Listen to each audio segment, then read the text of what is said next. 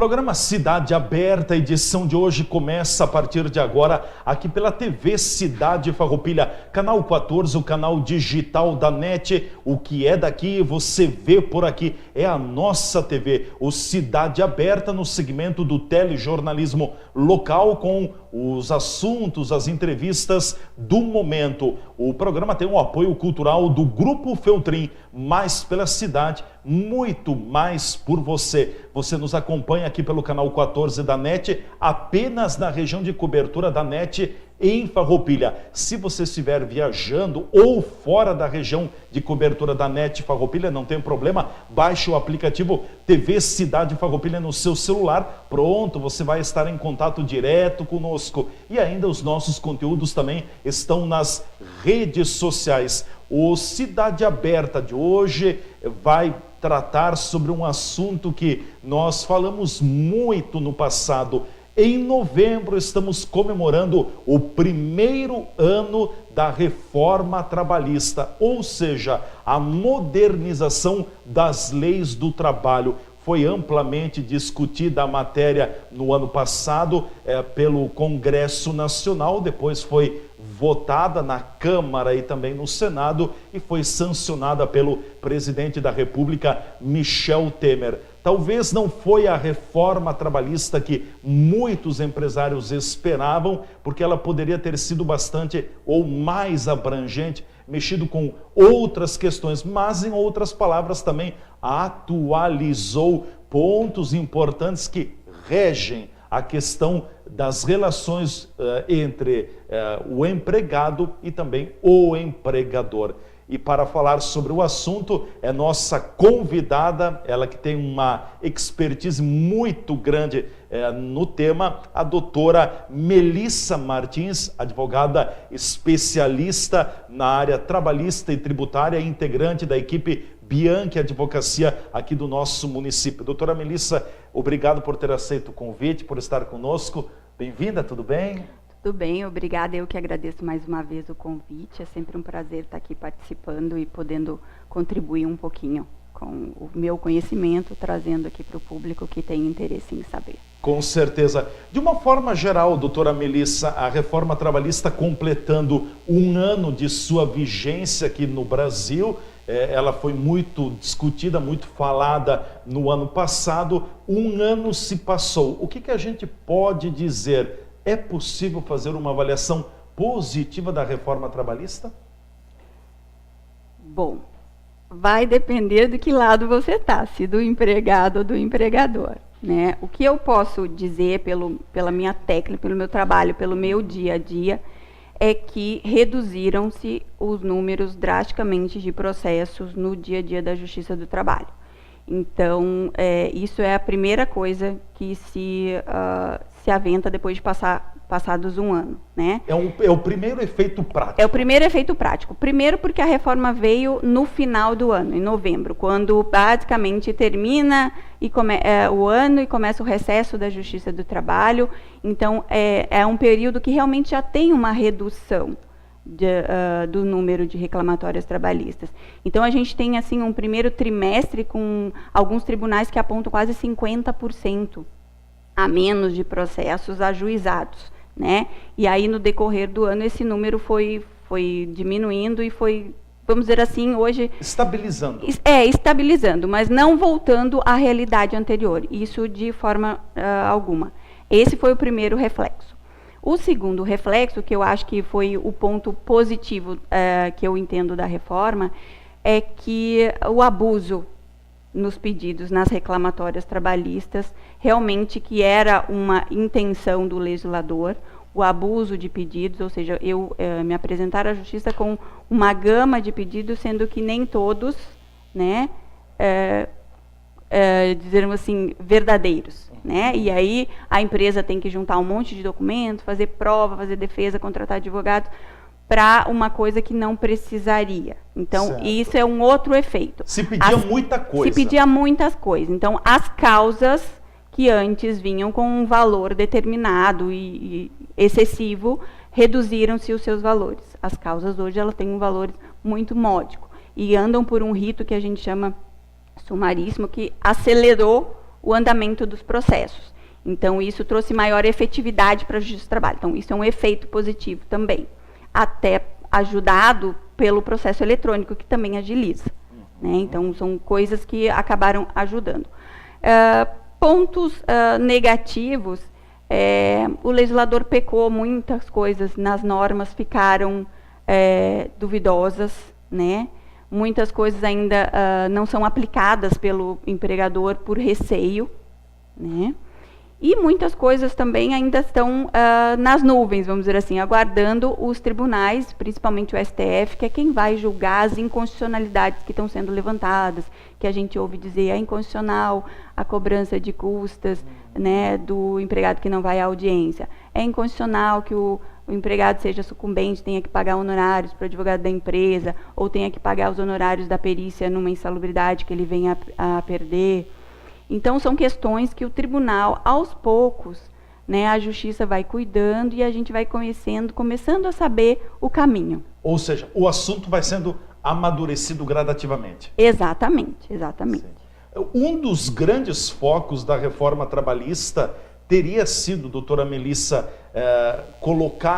abrir um diálogo ainda mais profundo entre o trabalhador e o empregador, fazer com que os dois lados pudessem conversar mais sobre a sua relação de trabalho?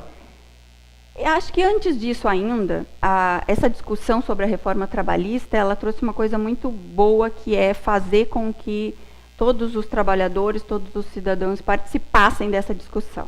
Isso eu acho que foi a primeira coisa. Então, é fazer o trabalhador pensar, né?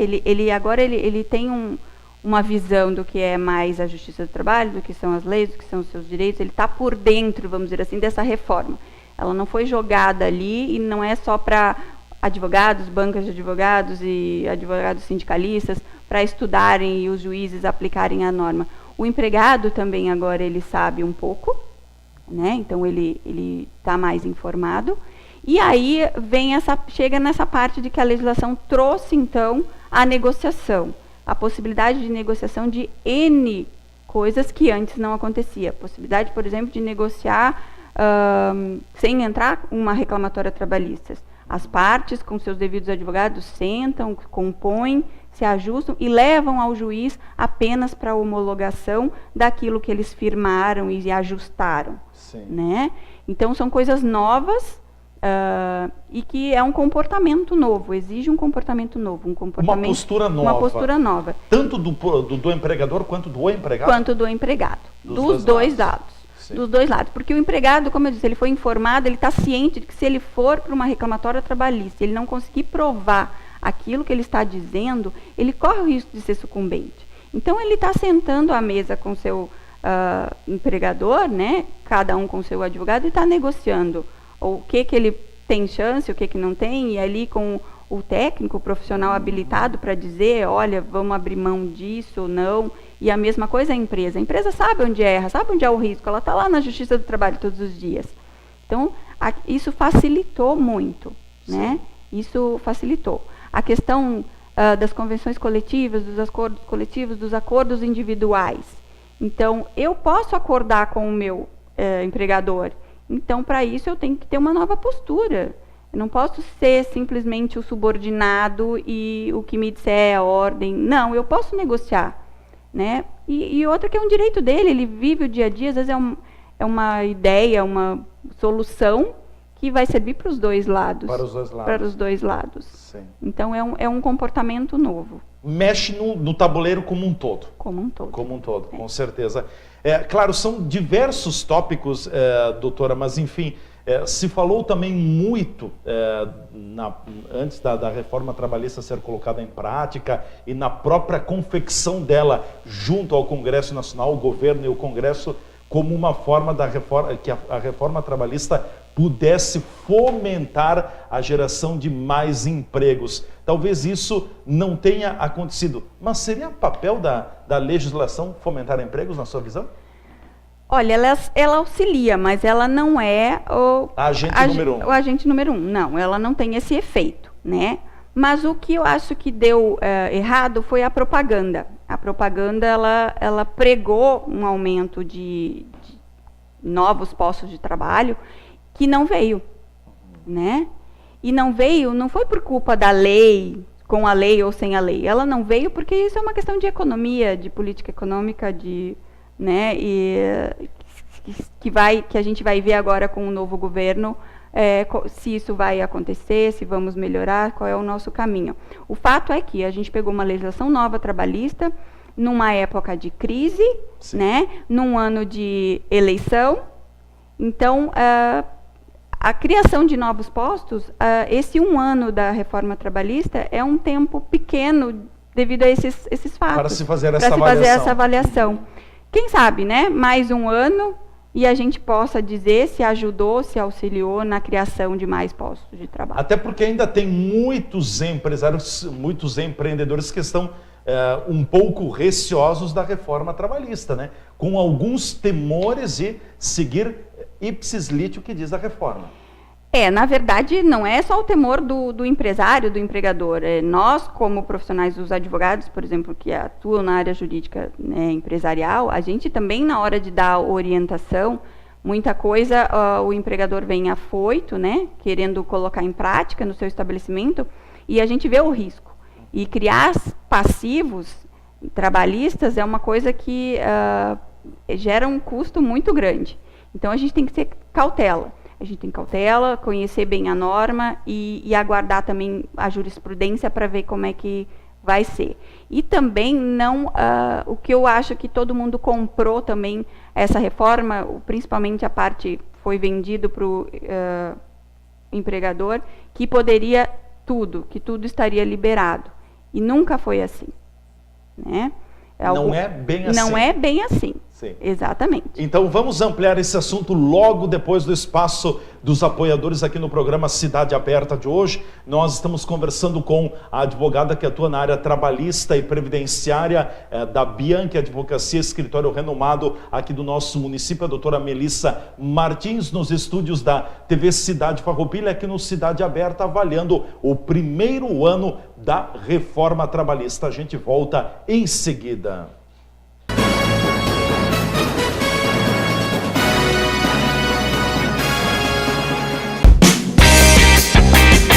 Hard Rock Café Gramado, planejado exclusivamente para você.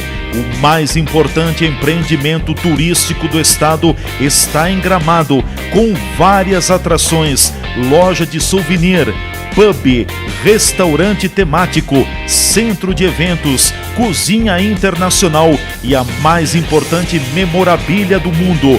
Hard Rock Café Gramado, a marca que vai mudar o turismo brasileiro.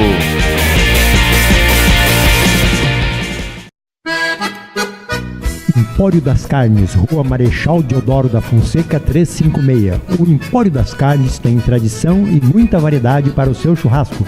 Carne fresca com procedência, qualidade e higiene. A empresa oferece carne com cortes especiais para o seu dia a dia e para aquele churrasco. Além dos seus já tradicionais clientes, atende também a diversos restaurantes e cozinhas industriais em Farroupilha e Caxias do Sul. Todas as segundas, terças e quartas tem promoção para as donas de casa. De quinta a domingo, a promoção para os que gostam do churrasco do final de semana. No Empório das Carnes, você também encontra uma variada linha de acompanhamentos e bebidas para o seu churrasco, almoço e janta. Temperos e acompanhamentos e grande variedade de congelados, inclusive diversas marcas de cervejas artesanais. O Empório das Carnes está à sua disposição na Rua Marechal Deodoro da Fonseca 356. WhatsApp 054 99990 0073.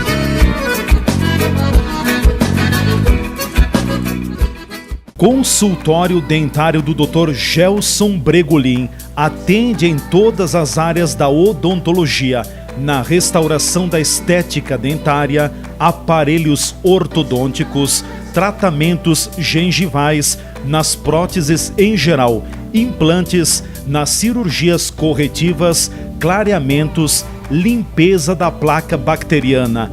Experiência de 30 anos, onde atua juntamente com uma equipe de profissionais de alta capacitação, experiência e competência em todos os trabalhos. Agende sua consulta periodicamente e mantenha seus dentes fortes, saudáveis e seu sorriso bonito. Atendimento personalizado é no consultório dentário do Dr. Gelson Bregolin, Rua Pinheiro Machado, 195, sala 304, fone 3261-3331.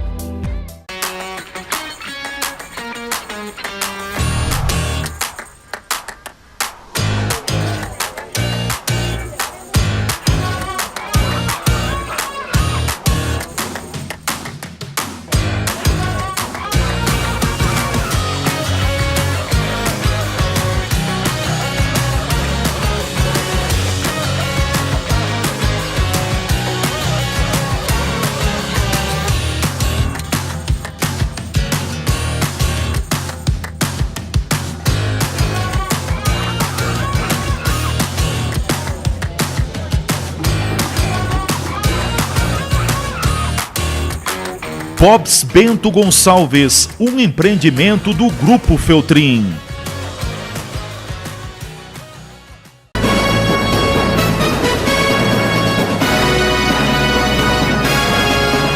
O programa Cidade Aberta já está de volta aqui pela TV Cidade Farroupilha, canal 14, NET Farroupilha, aplicativo TV Cidade e nas redes sociais. No ar com o apoio cultural do Hard Rock Café Gramado, a marca que vai revolucionar o turismo. Você que foi a Gramado e ainda não conhece o Hard Rock Café Gramado, então na próxima ida a Gramado, faça a passagem por lá, você vai se surpreender. O Cidade Aberta de hoje, com a presença aqui nos estúdios da advogada que atua na área previdenciária e trabalhista, integrante da equipe Bianchi Advocacia do nosso município, a doutora Melissa Martins. Estamos falando sobre o primeiro ano da vigência da reforma trabalhista. Ela entrou em vigor em novembro de 2017. Estamos comemorando o primeiro ano. Doutora Melissa, a senhora deixava a bola quicando no final do bloco passado e dizia de que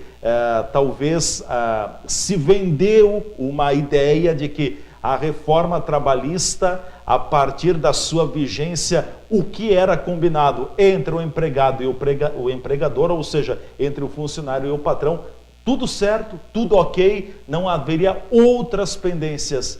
Em outras palavras, mas não é bem assim também? Não sei, a lei tem limites, né? E o nosso limite, principalmente, está na Constituição.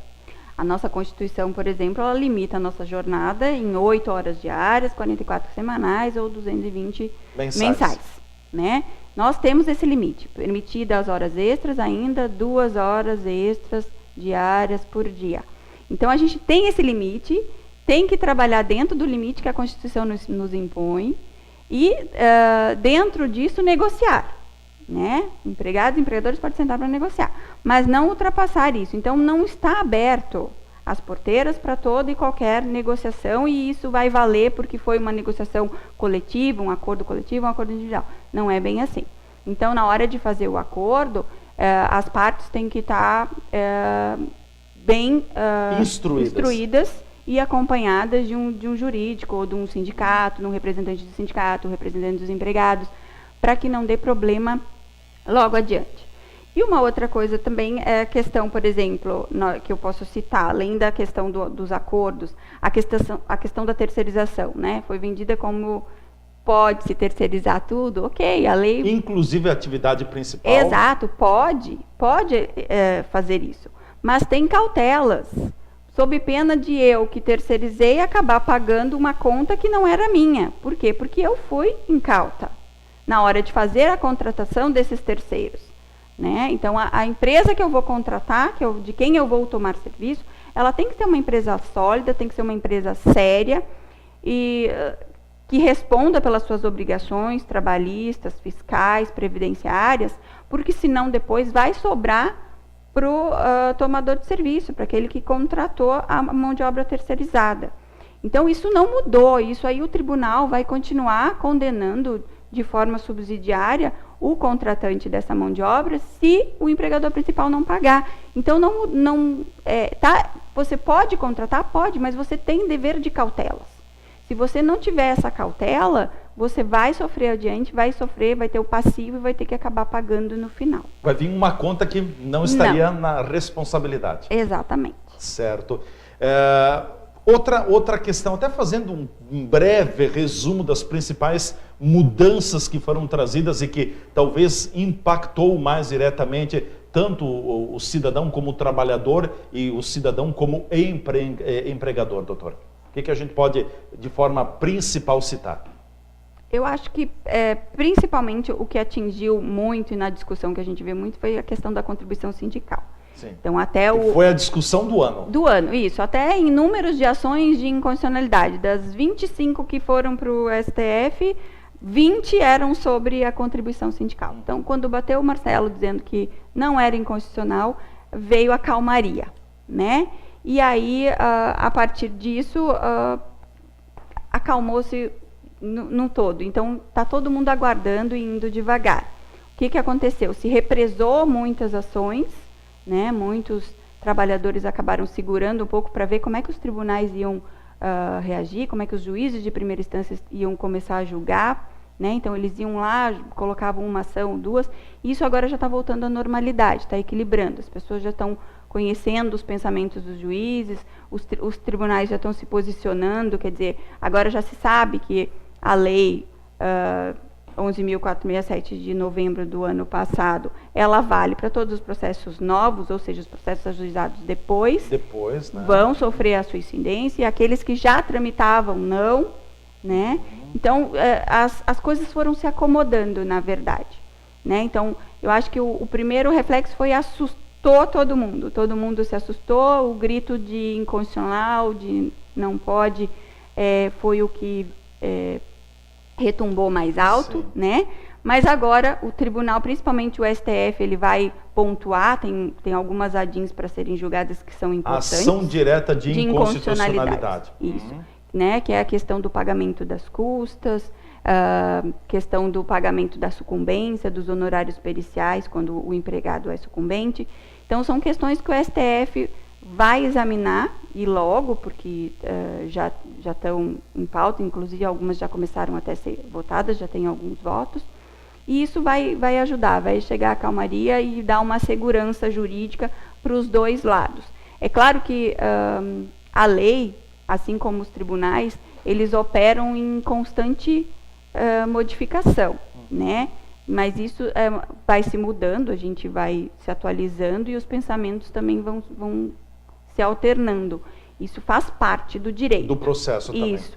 Mas o que eu vejo agora, nesse início da reforma, foi exatamente isso. Todo mundo estava muito assustado, não sabia muito como proceder. Os tribunais foram dando à luz, aqui se decide dessa maneira, né? E aí agora os juízes estão mais seguros, estão vindo as primeiras decisões estão chegando nos tribunais regionais do trabalho dos estados, estão sendo apreciadas, então tem um longo caminho ainda até o TST para depois chegar no STF. Sim. Ou seja, é um período ainda de acomodação, então. Sim, de acomodação. Até porque a gente tem que lembrar, Leandro, que na Justiça do Trabalho, o trabalhador sempre, quando ele entra em juízo para pleitear verbas trabalhistas, ele pleiteia os últimos 5 anos. Então, ele não pode retroceder mais do que 5 anos. Não pode retroceder mais do que 5 anos. E nesses 5 anos dele, ele vai ter pego uma parte com a lei nova, por exemplo, o empregador que foi demitido agora em 2018, olha só, né? A salada de frutas. Então é uma dificuldade para quem julga, né? E uma dificuldade para quem pede e para quem se defende.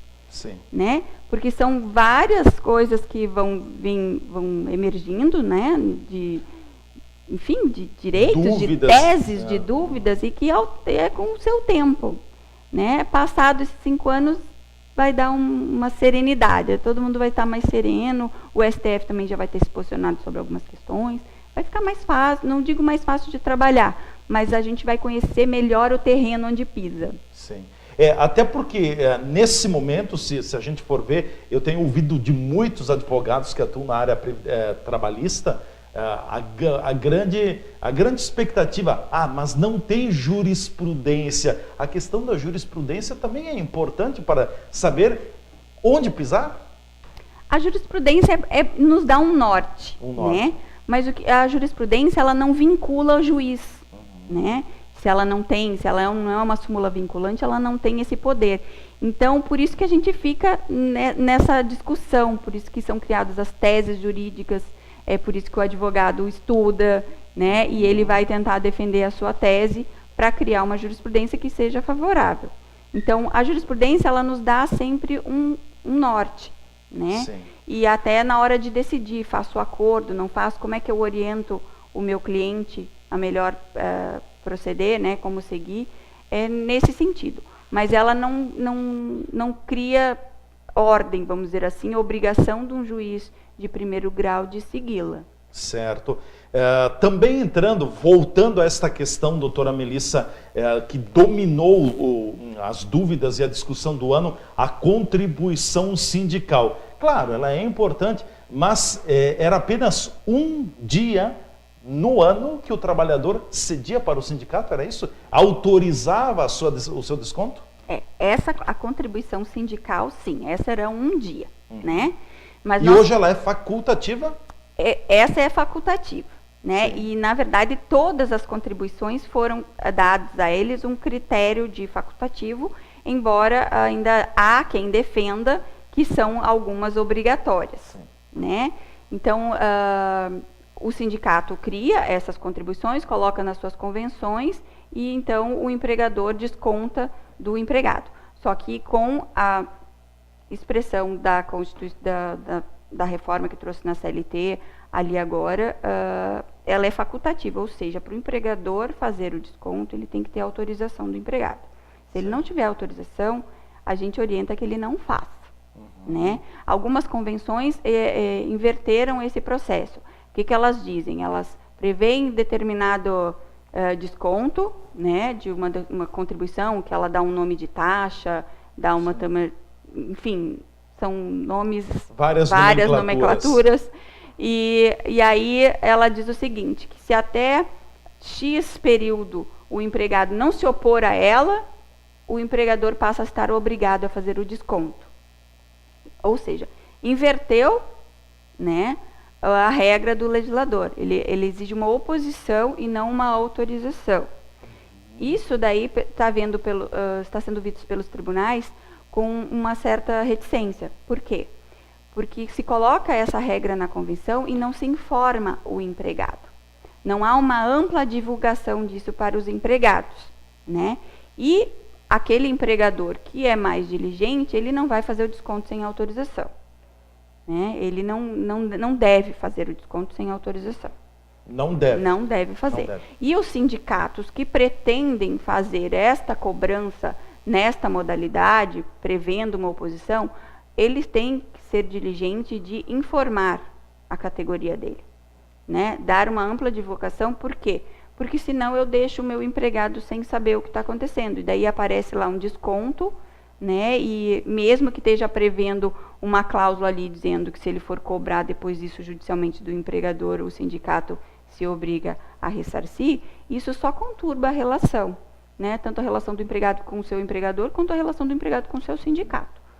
Perfeito. Nós vamos fechando aqui esta primeira edição do programa Cidade Aberta. Voltaremos ainda na segunda edição do programa falando mais com a doutora Melissa Martins, advogada especialista na área trabalhista e também tributária, integrante da equipe Bianchi Advocacia do nosso município. 1 ano da reforma trabalhista é o tema do programa Cidade Aberta de hoje. A gente volta a se encontrar então na segunda edição, falando mais sobre a temática proposta para esta edição. A todos um forte abraço e até logo mais.